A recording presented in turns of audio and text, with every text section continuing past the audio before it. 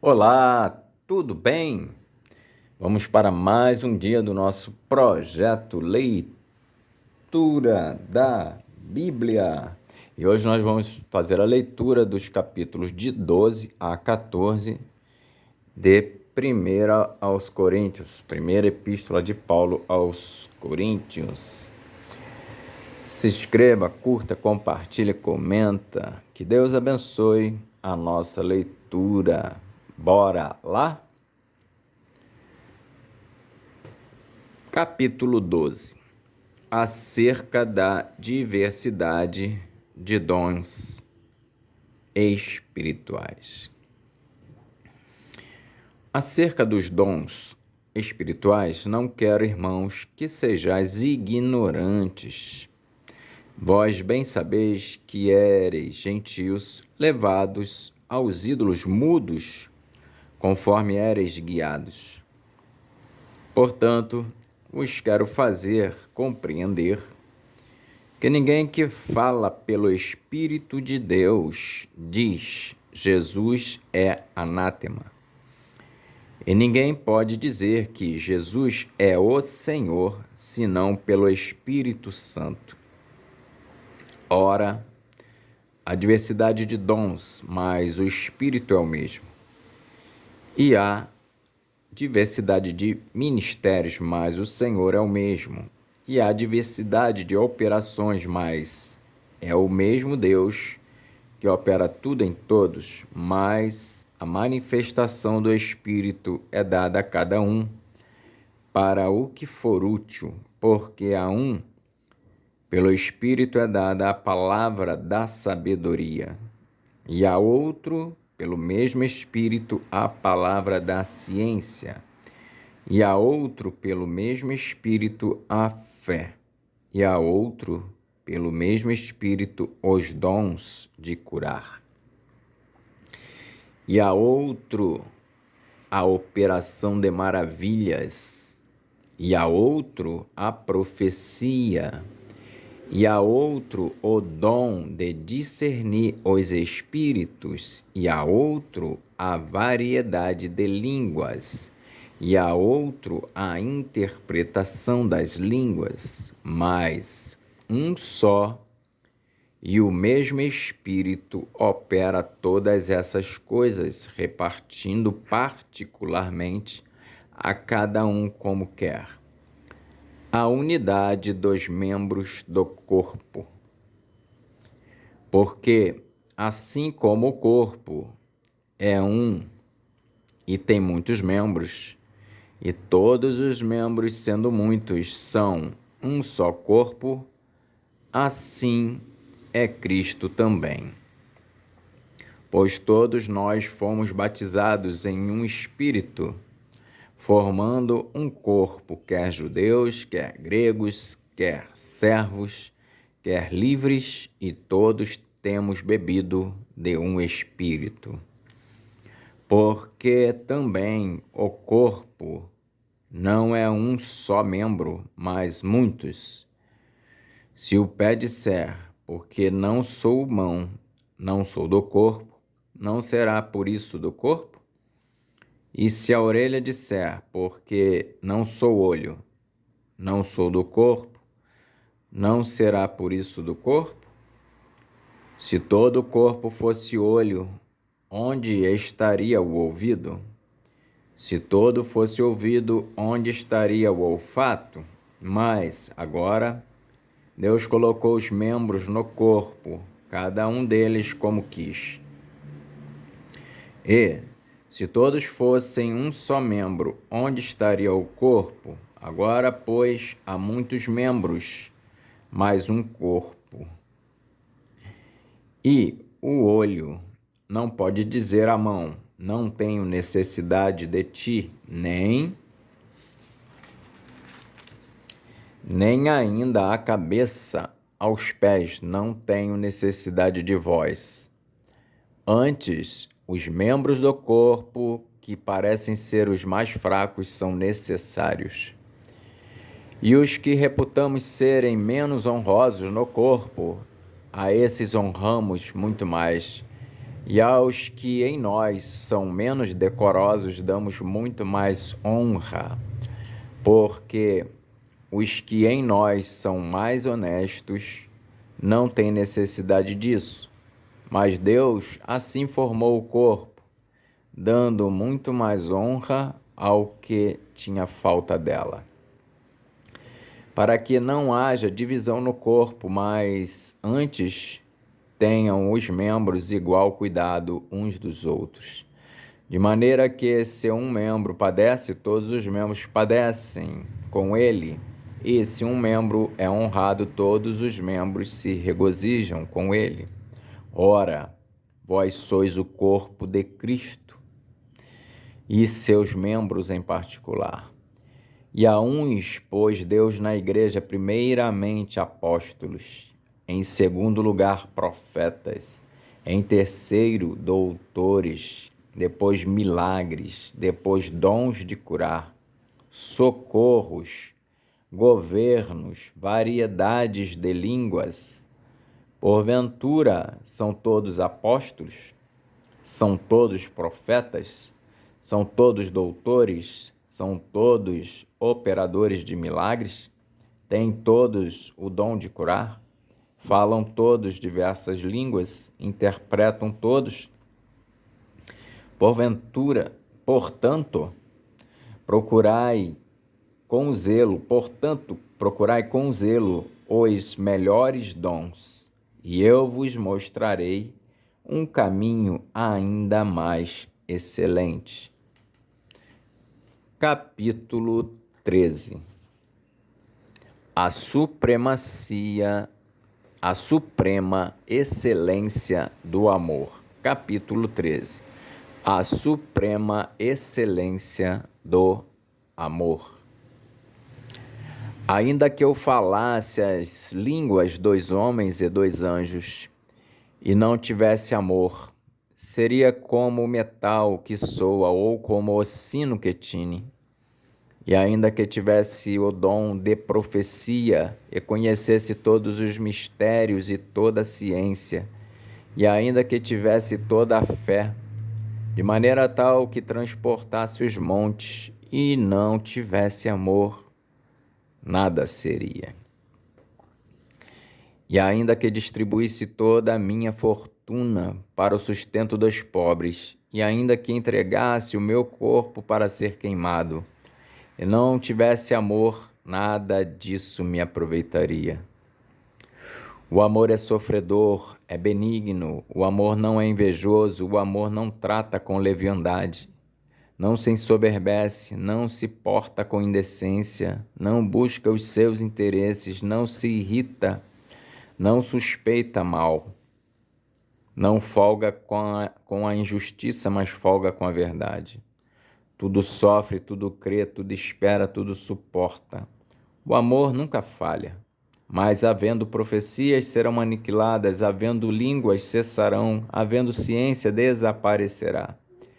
Porque em parte conhecemos e em parte profetizamos, mas quando vier o que é perfeito, então o que o é em parte será aniquilado. Quando eu era menino, falava como menino, sentia como menino, discorria como menino, mas logo que cheguei a ser homem, acabei com as coisas de menino. Porque agora vemos por espelho em enigma, mas então veremos face a face. Agora conheço em parte, mas então conhecerei como também sou conhecido. Agora, pois, permanecem a fé, a esperança e o amor, estes três, mas o maior destes é o amor. Capítulo 14. O dom de profecia é superior ao de línguas. Segui o amor e procurai com zelo os dons espirituais, mas principalmente o de profetizar. Porque o que fala língua estranha não fala aos homens, senão a Deus, porque ninguém o entende, e em espírito fala de mistérios, mas o que profetiza fala aos homens, para edificação, exortação e consolação. O que fala língua estranha edifica-se a si mesmo, mas o que profetiza edifica a igreja. E eu quero que todos vós faleis línguas estranhas, mas muito mais que profetizeis, porque o que profetiza é maior do que o que fala línguas estranhas, a não ser que também interprete, para que a igreja receba edificação. E agora, irmãos, se eu for ter convosco falando línguas estranhas, que vos aproveitaria se vos não falasse ou por meio da revelação, ou da ciência, ou da profecia, ou da doutrina? Da mesma sorte, se as coisas inanimadas que fazem som, seja a flauta, seja a cítara, não formarem sons distintos, como se conhecerá o que se toca com a flauta ou com a cítara? Porque se a trombeta der sonido incerto, quem se preparará para a batalha? Assim também vós, se com a língua não pronunciardes palavras bem inteligíveis, como se entenderá o que se diz? Porque estareis como que falando ao ar. Há, por exemplo, tanta espécie de vozes no mundo, e nenhuma delas é sem significação. Mas, se eu ignorar o sentido da voz, serei bárbaro para aquele a quem falo. E o que fala será bárbaro para mim. Assim, também vós, como desejais dons espirituais, procurais sobejar neles para a edificação da igreja. Pelo que o que fala língua estranha, ore para que a possa interpretar. Porque se eu orar em língua estranha, o meu espírito ora bem, mas o meu entendimento fica sem fruto. Que farei, pois? Orarei com o espírito, mas também orarei com o entendimento. Cantarei com o espírito, mas também cantarei com o entendimento. De outra maneira, se tu bem disseres com o espírito, como dirá o que ocupa o lugar de indouto o amém sobre a tua ação de graças, visto que não sabe o que dizes? Porque realmente tu dás bem as graças, mas o outro não é edificado. Dou graças ao meu Deus, porque falo mais línguas do que vós todos. Todavia, eu antes quero falar na igreja 5 palavras na minha própria inteligência, para que possa também instruir os outros, do que 10.000 palavras em língua desconhecida. Irmãos, não sejais meninos no entendimento, mas sede meninos na malícia e adultos no entendimento. Está escrito na lei: por gente de outras línguas e por outros lábios falarei a este povo, e ainda assim me não ouvirão, diz o Senhor.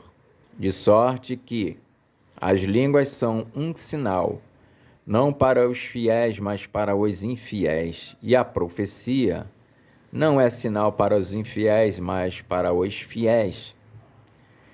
Se, pois, toda a igreja se congregar num lugar, e todos falarem línguas estranhas, e entrarem indoutos ou infiéis, não dirão porventura que estás loucos?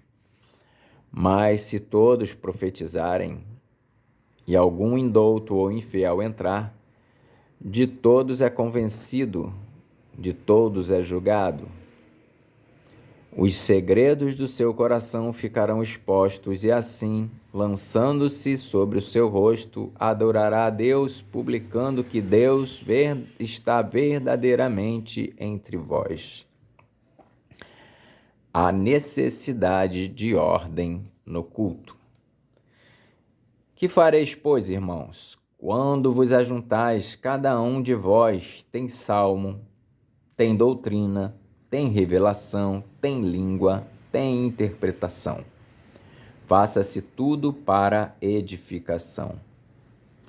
E, se alguém falar língua estranha, faça-se isso por 2 ou, quando muito, 3, e por sua vez, e haja intérprete. Mas, se não houver intérprete, esteja calado na igreja e fale consigo mesmo e com Deus. E falem 2 ou 3 profetas, e os outros julguem. Mas se há outro que estiver assentado, for revelada alguma coisa, cale-se o primeiro. Porque todos podereis profetizar, uns depois dos outros, para que todos aprendam e todos sejam consolados. E os espíritos dos profetas estão sujeitos aos profetas. Porque Deus não é Deus de confusão, senão de paz, como em todas as igrejas dos santos. As mulheres estejam caladas nas igrejas, porque lhes não é permitido falar, mas estejam sujeitas, como também ordena a lei. E, se querem aprender alguma coisa, interroguem em casa a seus próprios maridos, porque é indecente que as mulheres falem na igreja. Porventura, saiu dentre vós a palavra de Deus? Ou veio ela somente para vós? Se alguém cuida ser profeta ou espiritual, reconheça que as coisas que vos escrevo são mandamentos do Senhor. Mas se alguém ignora isso, que ignore. Portanto, irmãos, procurai com zelo profetizar, e não proibais falar línguas, mas faça-se tudo decentemente e com ordem. Amém.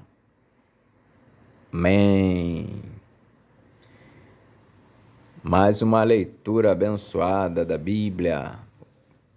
Lemos do capítulo 12 ao capítulo 14. Que Deus nos abençoe e até a próxima.